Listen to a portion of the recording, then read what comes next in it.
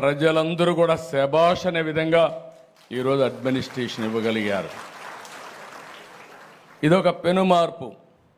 మొన్నటి వరకు యథా రాజా తదా ప్రజ.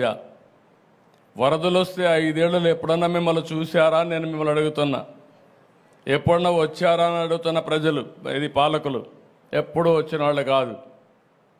మేము వచ్చి విమర్శించినా పట్టించుకునే వాళ్ళు కాదు. కడాన నా దెబ్బకు ఎప్పుడు కూడా పరదాలు కట్టుకొని తిరిగిన వ్యక్తి బురదలోకి వచ్చే పరిస్థితికి వచ్చాడు. కనీసం ఆపరణ చేశాడు. ఒకరోజు తిరిగాడు, మళ్ళా పారిపోయాడు. అంటే వీళ్ళు రాజకీయాలు మాట్లాడుతున్నారు. ప్రజాసేవ కోసం వచ్చిన వ్యక్తులు ఏ వ్యక్తి అయినా సరే ఒక పద్ధతి ఉంటుంది, ఒక ప్రొసీజర్ ఉంటుంది.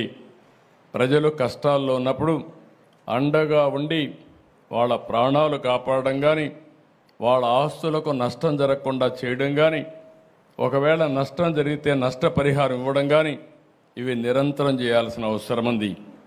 నేను తిత్లీ తుఫాను వచ్చింది, ఎకరా వరి పంటకు 20,000 ఇచ్చాను. వీళ్ళు పాలనకు వచ్చిన తర్వాత ఖర్చులు పెరిగాయి తప్ప ఖర్చులు తగ్గలేదు. అలాంటిది ఎకరాకు ఇచ్చే డబ్బులు 16,000 చేసే పరిస్థితికి వచ్చారు. మళ్ళీ నిన్న మొన్న దిగిపోయేటప్పుడు 1,000 రూపాయలు పెంచారు. నేను ఒకటే ఆలోచించాను, వరి పంట వేసిన రైతులు దగ్గర 70 రోజులు 80 రోజుల తర్వాత పంట పోతే, చేతికొచ్చే సమయంలో పంట పోతే అప్పులు మిగులుతున్నాయి. అందుకే మళ్ళీ ఆలోచించాను, ఇది కరెక్ట్ కాదనే ఉద్దేశంతో 17,000 రూపాయలని 25,000 రూపాయలు హెక్టార్కి ఇస్తాను, ఎకరాకు 10,000 రూపాయలు ఇవ్వడానికి నిర్ణయం చేశాం.